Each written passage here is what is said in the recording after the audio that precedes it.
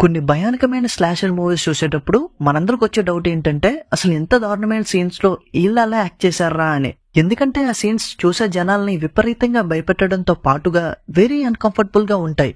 పోతే చూసే మనకే కాదు, ఆ సినిమాలో యాక్ట్ చేసిన యాక్టర్స్ కూడా ఆ ట్రామా వెంటాడుతూనే ఉంటది. కొంతమంది యాక్టర్స్ అయితే ఈ స్లాషర్ మూవీస్ క్యారెక్టర్స్ లో చేయడం వల్ల మెంటల్లీ ఫిజికల్లీ చాలా సిక్ అయ్యారంట. సో ఆ యాక్టర్స్ ఎవరో ఇప్పుడు మనం తెలుసుకుందాం. Number 1, Texas చైన్సా మెసక్రీ. ఇది హారర్ స్లాషర్ మూవీస్ లోనే one of the longest franchise. ఈ ఫ్రాంచైజ్ అన్ని చూడకపోయినా డెఫినెట్ గా ఏదో ఒక పార్ట్ మీరు తప్పకుండా చూసే ఉంటారు. చూసిన తర్వాత ఇదేంటి మరి ఇంత వైలెంట్ గా ఉంది అని ఫీల్ అయ్యే ఉంటారు. యాక్చువల్లీ ఈ సినిమాలో సీరియల్ కిల్లర్ కిల్లింగ్స్ చేస్తూ ఉంటాడు. ఆ కిల్లింగ్స్ చేసిన ఆ బాడీస్ ని ఇంట్లో ఉంచుకోవడం, ఆ చుట్టూ చనిపోయిన జంతువుల కళేబరాలు యూజ్ చేసుకోవడం, ఆ స్కిన్ ని యూజ్ చేసుకుని ఫర్నిచర్ తయారు చేయడం లాంటివి చేస్తూ ఉంటాడు. ఇక్కడ షాకింగ్ విషయం ఏంటంటే ఈ సినిమాలో యూజ్ చేసిన ఆ జంతువుల కళేబరాలు షూటింగ్ టైంలో ఆర్టిఫిషియల్ కాకుండా రియల్ బాడీస్ ని యూజ్ చేశారంట. సో ఆ బాడీ నుంచి వచ్చే స్మెల్ చాలా దారుణంగా ఉండేదంట. దట్టు హీట్ కూడా చాలా ఎక్కువగా ఉండడంతో ఆ స్మెల్ మరింత దారుణంగా వచ్చేదంట. సో దానివల్ల ఈ సినిమాలో యాక్ట్ చేసిన యాక్టర్స్ షూట్ మధ్యలో వెళ్ళి వామిట్ చేసి మళ్ళీ షూటింగ్ లోకి వచ్చి గ్యాప్ దొరికితే వామిట్ చేసి వచ్చేవాళ్ళంట. సో ఎంత హారబుల్ గా ఉంటుందో వాళ్ళకి ఈ shooting. Number 2, the shining. 1980s లో వచ్చిన one of the classic movie అని చెప్తారు. ఈ సినిమాలో ఒక రిమోట్ ఏరియాలో, అంటే జనాలు పెద్దగా లేని ఏరియాలో ఒక హోటల్ ని రన్ చేస్తున్న ఫ్యామిలీ. సో షూటింగ్ లో భాగంగా ఒక లేడీ ఉంటది ఈ సినిమాలో. ఆ లేడీని విపరీతంగా తిట్టేవాళ్ళంట. తనలో ఉన్న ఆత్మస్థైర్యం మొత్తం కూడా పోయేలా చెయ్యాలి. ఆ లెవెల్లో ఆ స్కోల్డింగ్ అనేది ఉండాలి. సో ఇదే విధంగా రోజు కూడా ఆ క్యారెక్టర్ ఆత్మస్థైర్యం పోగొట్టేలా ఈ సినిమా షూటింగ్ అంతా ఉండేదంట. ఈ స్కోల్డింగ్ అనేది దాని డీప్ లెవెల్ లో టచ్ అవడంతో సైకలాజికల్ గా కూడా తను చాలా ప్రాబ్లమ్స్ ఫేస్ చేసిందంట. అండ్ చాలా సంవత్సరాల పాటు అది ఒక ట్రామాలా వెంటాడిందంట అవన్నీ. Number 3, Halloween 3.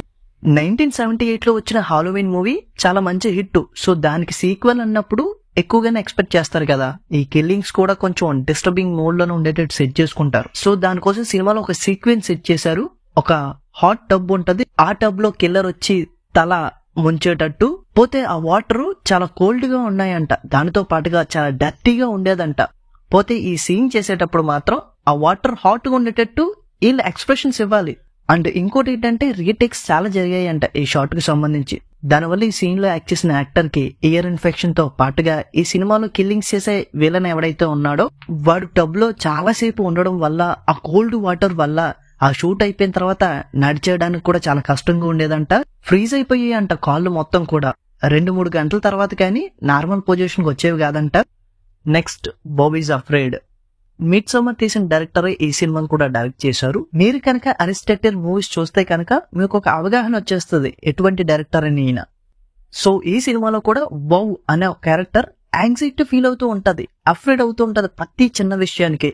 స్టార్టింగ్ నుంచి లాస్ట్ వరకు ప్రతి సీన్ కూడా చాలా యాంగ్జైటీతో వెళ్తుంటది ఆ క్యారెక్టర్. ఎక్కడ కూడా బ్రేక్ ఉండదు. ఇంకా ఆ క్యారెక్టర్ ఎక్కడ కూడా రిలాక్సింగ్ మోడ్ లో కనిపించదు సినిమాలో మనకి. దట్టు సినిమా 3 hours ఉంటది. ఇదంతా ఓకే, కానీ అసలు మ్యాటర్ ఏంటంటే ఈ సినిమాలో యాక్ట్ చేసిన యాక్టర్ ఈ సినిమాలో ప్రతి సీన్ కి యాంగ్జైటీ ఫీల్ అవ్వాలి. దానివల్ల యాక్టర్ తనకే తెలియకుండా కొన్నిసార్లు స్ట్రక్ అయిపోయేవాడంట.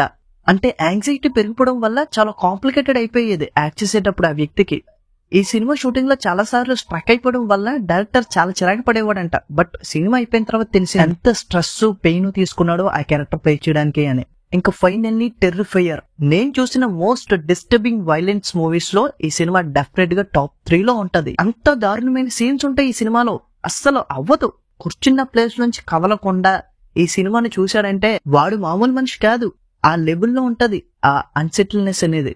అందుకని ఈ సినిమా చాలా కంట్రీస్ లో బ్యాన్ చేసేస్తూ ఉంటారు. అండ్ రిలీజ్ అయిన ప్లేసెస్ లో జనాలు థియేటర్ మధ్యలోనే లేసి వెళ్ళిపోతూ ఉంటారు.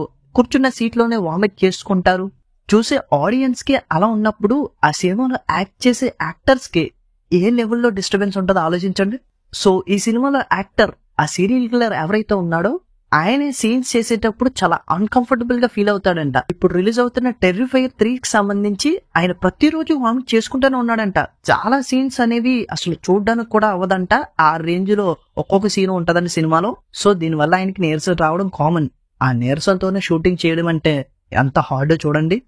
సో ఈ యాక్టర్స్ లో ఎవరి వరకు మీకు చాలా టఫ్ అనిపించిందో కింద కామెంట్ చేయండి. అలాగే వీడియో నచ్చితే లైక్ చేసుకోండి, ఫ్రెండ్స్ అండ్ ఫ్యామిలీతో షేర్ చేసుకోండి. ఫస్ట్ ఆఫ్ ఆల్ మా ఛానల్ మర్చిపోకుండా కుట్టండి గురువు గారు.